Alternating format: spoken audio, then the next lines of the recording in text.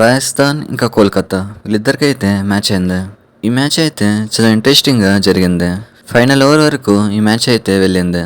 అయితే ఈ మ్యాచ్లో ఇంకేం జరిగింది, కోల్కతా టీంని ఎవరు గెలిపించారు, ఇప్పుడైతే ఈ వీడియోలో తెలుసుకుందాం. సో టాపిక్ దగ్గరికి వెళ్లే ముందు మీరైతే సబ్స్క్రైబ్ చేయండి, అలాగే కిందున్న బెల్ ఐకాన్ని క్లిక్ చేయండి. సో టాపిక్ దగ్గరకు వచ్చేస్తే రాజస్థాన్ రాయల్స్ టీం వచ్చేసి టాస్ గెలిచి మరి బ్యాటింగ్ ఎంచుకుంది. రాజస్థాన్ టీంకి ఓపెనింగ్ అయితే బాగానే వచ్చింది. యశస్వి జైస్వాల్ ఇంకా సూర్యవంశీ వీళ్ళిద్దరు అయితే చాలా బాగా ఆడారు. ముఖ్యంగా వైభవ్ సూర్యవంశీ అయితే ఎప్పట్లాగే తన ఇంటెంట్ ని చూపించాడు. కేవలం 28 బాల్స్ లో 48 రన్స్ కొట్టాడు. అయితే ఇంకోవైపు యశస్వి జైస్వాల్ వచ్చేసి వన్డే ఇన్నింగ్స్ ఆడాడు. మొత్తం 29 బాల్స్ లో 39 రన్స్ కొట్టాడు. ఇక్కడ యశస్వి జైస్వాల్ ఇంకొంచెం బాగా ఆడుంటే బాగుండేది. అయితే వీళ్ళిద్దరు అవుట్ అయిపోయాక టీం మొత్తం కొలాప్స్ అయిపోయింది. తర్వాత వచ్చిన ఏ బ్యాట్స్మెన్ కూడా 20 రన్స్ ని కూడా కొట్టలేకపోయారు. చాలా అంటే చాలా దారుణంగా ఆడారు. ఎందుకంటే పిచ్ అనేది అలా ఉంది. ఇక్కడ రియాన్ పరాగ్ అయితే సీజన్ మొత్తం ఫెయిల్ అయిపోయాడు. రాజస్థాన్ టీంలో వీళ్ళ వీక్నెస్ ఏంటంటే వీళ్ళ టీం మొత్తం ఓపెనర్స్ పైన డిపెండ్ అయి ఉన్నారు.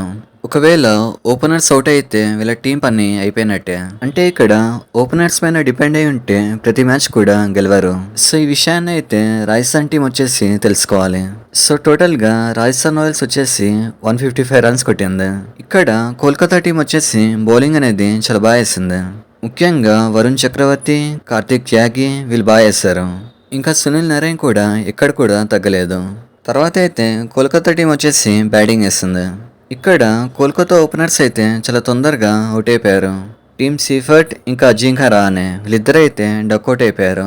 ఇక్కడ టీమ్ సీఫర్ట్ ప్లేస్ లో ఫిన్ ఆలనే బాగా ఆడతాడు. సో నెక్స్ట్ మ్యాచ్ లో అయినా ఈ చేంజ్ అనేది చేసుకుంటే బాగుంటుంది. అలాగే రహానే కూడా తన బ్యాటింగ్ ని ఇంప్రూవ్ చేసుకోవాలి. అదేంటంటే ప్రతి ఒక్కరు రహానేని తిడుతున్నారు. రహానేని తీసేసి మనీష్ పాండేని తీసుకొని రావాలంటున్నారు. కానీ ఇక్కడ రహానేకి ఇచ్చింది కేవలం 2 కోట్లు మాత్రమే. తనకిచ్చిన 2 కోట్లకి కెప్టెన్సీ చేస్తున్నాడు, బ్యాటింగ్ చేస్తున్నాడు, టీంలో ఉండే ప్రెషర్ మొత్తం తానే భరిస్తున్నాడు. సో ఇక్కడైతే రహానే ఒక్కరినే బ్లేమ్ చేయకూడదు. అయితే వీళ్ళిద్దరు అవుట్ అయిపోయాక తర్వాత వచ్చిన కెమెరాన్ గ్రీన్ ఇంకా రఘువంశీ వీళ్ళిద్దరు కూడా తొందరగానే అవుట్ అయిపోయారు. సో ఈ టైంలో మన గరీబ్ రింకు మళ్ళీ తిరిగి వచ్చాడు. ఒకప్పుడు రింకు సింగ్ ఎలా ఆడేవాడో మళ్ళీ అలానే ఆడాడు. కేవలం 34 బాల్స్ లో 53 రన్స్ కొట్టాడు. ఇక్కడ రింకు సింగ్ కి రోమన్ పవల్ ఇంకా అనుకూల్ రాయ్ వీళ్ళిద్దరైతే సపోర్ట్ ఇచ్చారు. ముఖ్యంగా అనుకూల్ రాయ్ అయితే చాలా బాగా ఆడాడు. టీం ప్రెషర్ లో ఉన్నప్పుడు 6లు కొట్టాడు. ఇలా రింకు సింగ్ ఇంకా అనుకూల్ రాయ్ వీళ్ళిద్దరైతే ఫినిష్ చేశారు. ఈ మ్యాచ్ లో చాలా బాగా బౌలింగ్ వేసినందుకు వరుణ్ చక్రవర్తికి మ్యాన్ ఆఫ్ ద మ్యాచ్ ఇచ్చారు. సో ఫైనల్ గా అయితే ఈ మ్యాచ్ లో గరీబ్ రింకుని మళ్ళీ చూసాం. ఇదే ఫామ్ ని కొనసాగిస్తే కోల్కతా అయితే మ్యాచ్ లో గెలవచ్చు. కోల్కతా టీంలో అయితే కొన్ని చేంజెస్ అనేవి చేయాలి. ఆ చేంజెస్ చేసినట్టయితే టీం అనేది ఇంకా బాగుంటుంది. అలాగే రాజస్థాన్ రాయల్స్ టీంలో కూడా ఓపెనింగ్ పైన డిపెండ్ అయి ఉన్నారు.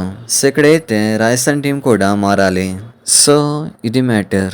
ఈ 2 టీంల గురించి మీరేమనుకుంటున్నారో కామెంట్ చేయండి. ఇలాంటి మరిన్ని వీడియోస్ కోసం లైక్, షేర్, సబ్స్క్రైబ్ చేయండి. Thank you.